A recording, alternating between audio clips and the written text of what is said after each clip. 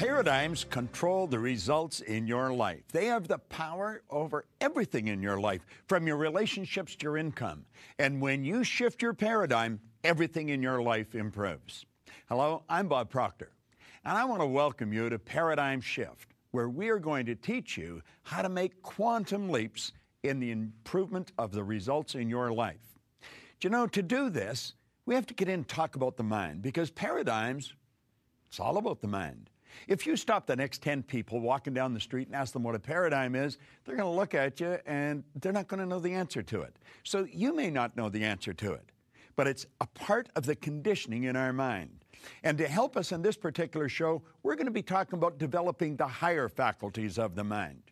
Now, when it comes to talking about the mind, we've got to get an image to work with. You see, no one's ever seen the mind, and we think in pictures. If I asked you to think of your automobile, you'd get an image of the automobile on the screen of your mind. If I asked you to think of the refrigerator in your kitchen, you'd get an image of the refrigerator on the screen of your mind. However, when I asked you to think of your mind, what image do you get? You see, most people don't have an image. And unfortunately, when there's no image, there's confusion. When there's confusion, we immediately start thinking of something else. And that's precisely why most people stay stuck. You see, our mind controls our results, and it's our results that we want to change. And if we're going to change the results, we're going to have to change what's going on inside. Now, Dr. Thurman Fleet, back around 1934, was interested in the healing arts, and he said, we're just treating the body. If you're going to have any health, you've got to treat the whole person. So he originated this image of the mind. I've been using it now for 38 years. I have shared this image with people all over the world, and I have been focusing on helping people improve their income. I've watched people going from earning a couple of thousand a year to over $1 million because they understood how to make the necessary changes inside so that they can enjoy the changes outside. Now, do you know, Napoleon Hill was a phenomenal author, and he talked a lot about the mind. He talked a lot about our thinking. He talked a lot about our conscious mind and the way we think. Do you know that there's a thought power flowing into our consciousness, and we can think anything we want, anything. Play with it for a moment. Start to let your mind wander. You can think of the beach. You can think of a lake. You can think of fishing. You can think of golfing. You can think of playing with a child. Just like that, you can change your thoughts and your consciousness. But you know something? That doesn't necessarily change your behavior. You see, your thoughts are in the top half. That's what we refer to as the conscious mind. The subconscious is what's controlling the behavior of your body. It controls every action you're involved in. Now, your actions control your results. In Napoleon Hill's book, he said an educated person is not necessarily a person with an abundance of general or specialized knowledge. He said an educated person is a person who has so developed the faculties of their mind that they can acquire anything they want or its equivalent without violating the rights of others. Do you know, I was doing a seminar for 2,000 school teachers a number of years ago. I couldn't find one teacher that could tell us what the faculties of our mind were. Now, if they didn't know what they were, they're sure not going to be able to teach us how to develop them. Do you know that we have mental faculties inside, and that's where all our power lies? And what we want to learn to do is develop those faculties. Now, let's come back to this little drawing. And we take a look at it, and I want you to take a look now at these little antennae that are sticking up from the part where the feelings are resident. Why do we feel the way we feel? We feel the way we feel because of the vibration we're in. See, feelings are a word that we invented to describe our conscious awareness of the vibration we're in. Now, we have sensory factors. We can see, hear, smell, taste, and touch. And do you know that you and I are conditioned to live through those sensory factors? We look at our bank account, and that tells us where we're at financially. We take a look at x-rays or listen to the doctor, and that tells us where we are physically insofar as our health is concerned. But does it really? Why do we do that? Well, we do it because we've been conditioned to do it. As a little child, we were told to listen to what I'm telling you. Well, you look at this. And then we went to school, and what did they do? They give us a sheet of paper that they called a report card. And on that report card were all the marks that we'd achieved on our last exam. And we started to let that report card dictate what kind of person we are. Does it really? Not at all. But that's the idea we're operating with, and that's the idea that's controlling many of our lives. You see, what the report card really did was tell you where your mind was at for a few minutes, maybe 3-4 weeks ago. It has absolutely nothing to do with your potential, and it has absolutely nothing to do with what you're capable of accomplishing in your life. Now, let's take a look at these higher faculties. We have reason, memory, perception, will, intuition, and imagination. And that's really what I want to talk to you about here on Paradigm Shift today. Because as we start to understand these faculties and how they work, we can literally start to take control over our life. Let's take a look at the reasoning factor. What do we do with the reasoning factor? We choose our thoughts. You see, there is a power that flows to and through us. And as that power is flowing into our consciousness, we can make anything out of it we want. That is really where all creation starts in our life. You can think anything you want. As a matter of fact, that's where your freedom comes in. You know, Viktor Frankl, a Viennese psychiatrist, a Jewish psychiatrist, that spent the war years in a camp, he said that while he was in that camp, regardless of the intellectual or physical abuse he was subjected to, no one could cause him to think something he didn't want to think. Our reasoning factor is the mental tool that we think with. Now, do you know, all the great leaders all down through history have all been in complete and unanimous agreement that we become what we think about. What do you think about? Do you want to know what you're thinking about most of the time? Take a look at the results you're getting. That'll tell you exactly what's going on inside. Do you know, the sad truth is most people don't think. I had the very good fortune of working with Earl Nightingale for 5 years. He was considered the dean of personal motivation. He was an incredible human being. He and Lloyd Conant really had an impact on my life. But Earl used to say if most people said what they were thinking, they would be speechless. Now, you may laugh at that, but think about it for a few minutes. Dr. Ken McFarland, he said 2% of the people think, 3% think they think, and 95% would actually rather die than think. Henry Ford one time pointed out that thinking is the hardest work there is, which is the probable reason so few people engage in it. Now you say, well, everybody thinks. No, the truth is hardly anyone thinks. Stand back and watch people's behavior. Just study their behavior. And you know something? You're going to quickly realize they'd never do what they were doing if they were thinking. Or listen to their conversation. They'd never say what they were saying if they were thinking. The truth is, most people don't think. Well, how do they function? Well, they've tricked themselves into believing that mental activity is thinking. They're just letting whatever's going on outside of them control what's going on inside. Now, that's rather sad, but it's true. Now, go to the next one, memory. Do you know the average individual wanders around their whole life saying, I've got a terrible memory, I've got a terrible memory. I remember one time I was working with Harry Lorraine. Harry flew in from New York to Toronto. He picked up a Newsweek magazine, published every week. When he got to Toronto, it was a recent magazine that day. When he got to Toronto, he gave it to someone and asked them to cut the spine off it and go and duplicate all the pages. Now, on each page, he had taken the number of a page with black marker and big letters and rewritten the number of the page. There was around 3,000 people at that conference. Everyone was given a page. And you know, you could stand up during his presentation and you could yell out, page 26, and start reading. And wherever you stopped, he would continue. Harry Lorraine had a phenomenal memory.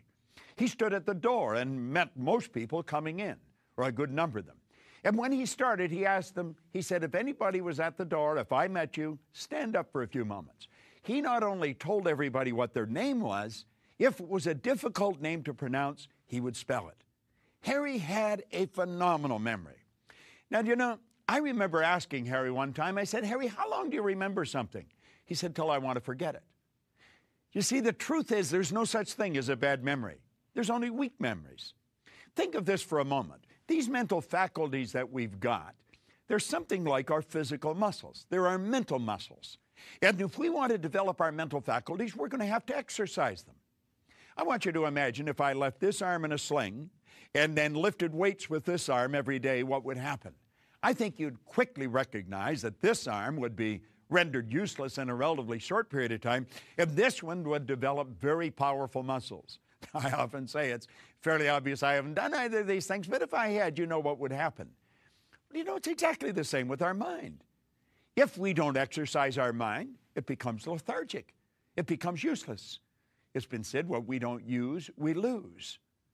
Now, take a look at those two mental faculties, reason and memory. We have the ability to think anything we want, and we become what we think about. We've got a phenomenal memory. We can remember anything. You see, memory is developed through association. Not just association, but ridiculous association. I want to recommend you go and buy a good book on memory. Now, if you get a good book on memory, you're going to find that there's many chapters in the book. One is to remember names, another one's numbers, another one's places. If you want to remember names, that's what most people would really like to do, just take the section on names and study that, study nothing else, and work at it. Do you know, if you worked at that every day for 90 days, just developing the technique of remembering names, pretty soon you would be considered an extraordinary thing by all your friends. They'd say you'd been talented. They'd say you've been born with a photographic memory. The truth is you haven't. Not any more than I have or anybody else. So as you work at this, everything in your life is going to change. Now let's take a look at the next mental faculty, is perception. What are we talking about here? We're talking about our point of view. We're talking about how we look at a situation. You'll often see two people in total opposition, and they both think they're right. The truth is they both are right. Do you know, I have a book that I hold up in a seminar. It's Think and Grow Rich by Napoleon Hill. I've been carrying this book with me since 1963. And on the one side, it's a black leather cover on the book. On the one side, it says Think and Grow Rich in gold stamping. Gold's almost worn off now, but it is there. On the other side, there's nothing. Now, I will frequently stand in front of a person and hold that book up. They're staring at it. All they can see is what's on the cover of the book. And then I look at the person and I say, I'm going to tell you there's nothing printed on the cover of that book. Am I right or wrong? And they'll immediately say I'm wrong. Now I said, if I insist that there's nothing on the cover of the book, what have I done? I have drawn your conscious attention to what is printed on the cover of the book. You see, I am causing you to focus on what is in front of you. I'm not causing you to look at it from my point of view. I'm causing you to look at it from your point of view. And they'll insist that I'm wrong. And then I turn the book around. Well, they don't want to let go of the fact I'm wrong, but I said there's nothing on the book. And there's nothing on the book where I was looking at. What was I doing? I was looking at the opposite side of the same thing. We're both looking at the book. Now I point out there's two sides to the book. And since that person's facing me or I'm facing them, what I consider the right side of the book, they'll consider the left side. What I consider the left, they consider the right. Think of this. This whole universe operates by law. Dr. Werner von Braun said that the natural laws of this universe are so precise that we don't have any difficulty building spaceships. We can send people to the moon, and we can time the landing with the precision of a fraction of a second. One of these laws is the law of polarity. The law of polarity decrees that everything has an opposite. It's the flip side to the coin, the right side to the book, the left side, the front, the back. Well, you might consider this the next time you disagree with someone. And you might be saying they're wrong. They're right from their point of view. It might not be taking them where they want to go, but their point of view is still just as every bit as accurate and as right as yours. So do you see, it's not what we're looking at, it's how we're looking at it. You know, until I was 26 years old, I looked at the side of me that wasn't capable of doing anything. I never accomplished anything. Nothing. I failed at almost everything I ever did. School, I went into the Navy, I went in an ordinary seaman, come out an able seaman. Then I went to work in factories and bars, and I was sitting in a fire hall when I picked up Napoleon Hill's book. And I started to study it. And that got me to think. I started to use my higher faculties.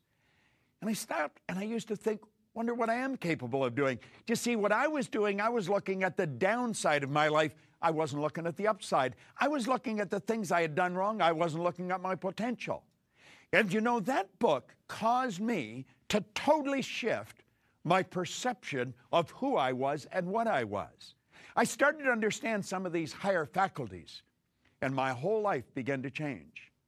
Do you know, I went from earning $4,000 a year in 1 year to $175,000. Then it went over $1 million. I have shared these ideas with people all over the world for the past 38 years. I am firmly convinced I can show anyone how to become a millionaire simply by shifting their paradigm. And if you're going to shift your paradigm, you're going to have to learn how to use these higher faculties. Now take a look at the next mental faculty, is the will. The will is a marvelous tool.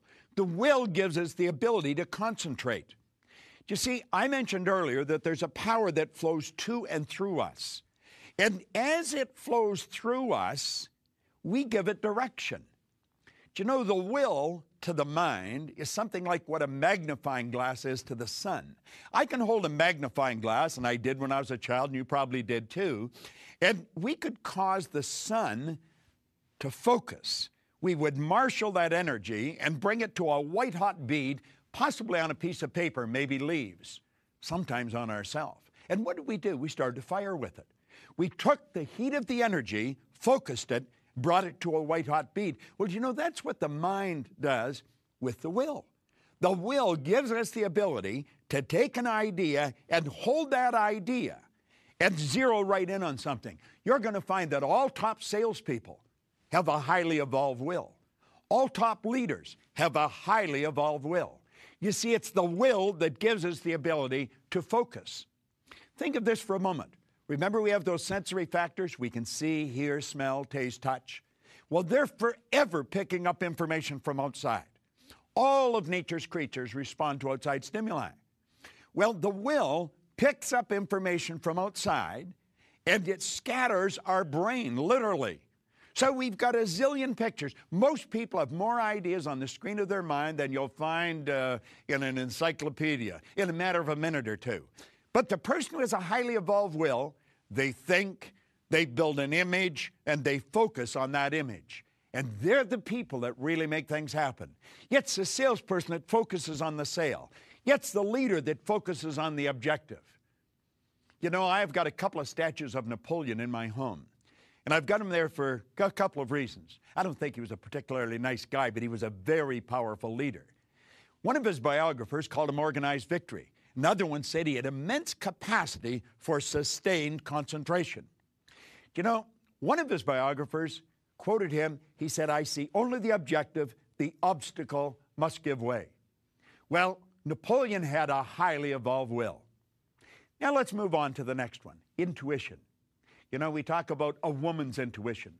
Women don't have any more intuition than men do. Intuition is a mental faculty. You'll often hear people refer to it as a sixth sense. It's not a sixth sense. We have five senses. We can hear, see, smell, taste, touch. Intuition is a mental faculty, and it's something everyone has. Everyone has a highly evolved intuition. Your intuitive factor is what picks up other people's vibration. When you wander in the home and somebody says, "What's wrong?" you say, "Nothing." The dog even knows something's wrong. You'll see it shooting under the table. You'll pick up people that are moody people. What do we mean by that? Well, they're either in a good mood or a bad mood. In other words, there's good energy around them or there's bad energy around them. And some people, you want to take their temperature before you even speak to them because you don't know whether they're going to kiss you or kick you. Your intuitive factor is that mental faculty that picks up the energy around a person. You see, your mental faculties really tell you a lot. Your body is a molecular structure. Your body is a mass of energy and a very high speed of vibration. Do you know, Simeon Curlian, way back in the 30s, perfected a form of photography where you can photograph the energy field around a body. Now, as you change the images in your mind, the density and the color of this energy will change. Well, it's your intuitive factor that picks up that energy. And you see, when you're dealing with the mind, there isn't any such thing as time or space. You could have a good friend that's wandering down the Champs-Élysées in Paris, and you could be on Fifth Avenue in New York, and you'll get a strong vibration that you should phone that person. You're picking up their energy, their thinking. You see, thought waves are cosmic waves that penetrate all time and space. Well, your intuitive factor is what picks up their thought vibrations. Do you know, I've got a very highly involved intuitive factor, and it isn't by accident. I've consciously and deliberately worked at developing it because I'm working with audiences all the time. You're going to find that most musicians have a highly evolved intuitive factor. They may not be aware of it, but they're working with the energy of the audience all the time. Well, when you develop your intuition, you've got one of the most phenomenal faculties that you're ever going to find, and it's going to work for you. And you can do that. Now, let's go to the final one. We're going to the imagination. Someone said it's the greatest nation in the world. Napoleon Hill said the imagination is the most powerful, most miraculous, inconceivably powerful force that the world's ever known. Think of it, an imagination. Do you know, we can build anything in our imagination. Do you know that's where all creation begins in your life? Van Gogh was a great artist. He was asked one time, he said, how he did such beautiful work? He said, I dream my painting, and then I paint my dream. Well, you know that's what you do. That's what I do. Everything's created twice, once on a mental plane and once on a physical plane. Do you know that the internet has always been here? It took someone's imagination to see it. How do you really want to live? Do you know that your imagination will take you there? Do you know what our problem is? We build the picture of how we really want to live, and our paradigm knocks that out of our mind. Because the paradigm's saying, you can't do this. See, the paradigm's like a group of little monkeys in your head that keep talking to you. And they keep telling you why you can't do something. The paradigm doesn't want to change. The paradigm is a multitude of habits. That's what culture is, group habit. I have traveled into many different countries and many different cultures. And you know something? When you get past the culture, people are essentially the same. We look different. We speak different languages. We wear different clothes. We eat different food. But you want to know something? We're all the same. We are all the same. We have a marvelous mind. There is only one mind. It's not a mind for the black and a mind for the white, mind for the Asians, mind for the Caucasians. That's not the way it is at all. There is one mind. Yet we all tune into the same mind. And these higher faculties, everyone has. And we can develop them. And we can develop them to a phenomenal degree. How well have you developed yours? Have you ever worked at developing them? That's what paradigm shift is all about. You see, we want you to take a serious and a conscious look at your life and ask yourself, how do you really want to live? That's what this series is all about. You're capable of doing anything you want. I want to suggest you start thinking of your income. You know, that's an area that most people want to improve. I think it's inherent within us to want to enjoy time and money freedom. And you're capable of enjoying time and money freedom. You're capable of doing anything that you really want to do. What do you really want to do? Do you know, most people really don't know. If you stop the average individual on the street and ask them, what's your goal? Where are you going? What do you want to accomplish with your life? Most people don't know. It's rather sad. I'm going to share some statistics with you that are rather shocking. Do you know that 1% of our population earns 96% of all the money that's being earned? Think about that for a moment. That's almost ludicrous. As a matter of fact, if you're not familiar with it, you'll probably think I'm exaggerating, but I'm really not. 1% of our population earns 96% of all the money. How did I go from 4,000 a year to over 1 million? It was no accident. I decided that I was going to figure out what exactly did happen. And I've never stopped studying. That was 45 years ago. And you know what I found? Anyone can do it. Do you know most of the information that you're operating with that's been programmed into your paradigm is false? Oh, yeah. You see, I grew up with the idea if you're going to earn a lot of money, you've got to be really smart. Well, I knew that wasn't true because I wasn't very smart and I was earning over $1 million a year. Think about it for a moment. I grew up with the idea if you're going to really win, you're going to have to go through school. I'd gone to high school for 2 months, and yet I teach mental health to psychiatrists today. How do these things happen? Well, they happen because the person decides they're going to happen. You see, you and I have the ability to make a decision of what we're going to do with our life. Or we can let the paradigm control us and just sort of march along in lockstep type fashion. That's what most people do.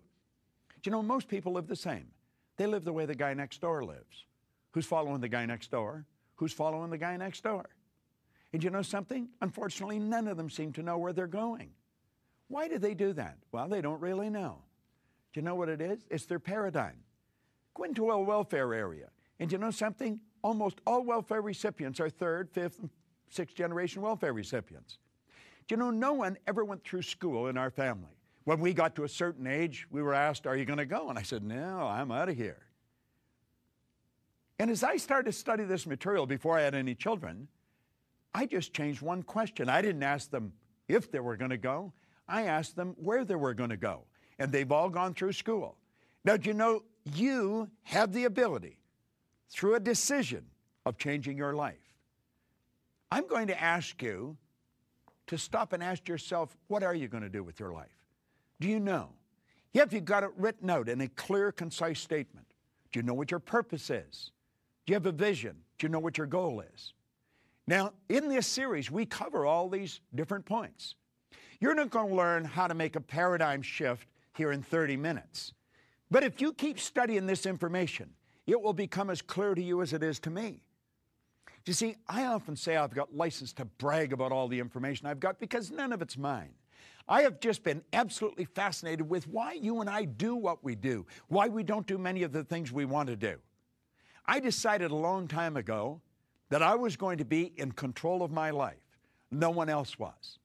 And then I took a look at a globe one day, and I thought, you know, this world isn't that big.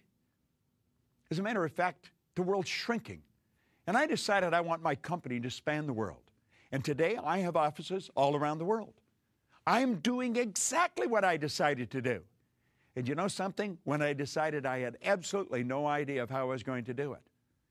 That's part of our paradigm. The paradigm we get hung up on how.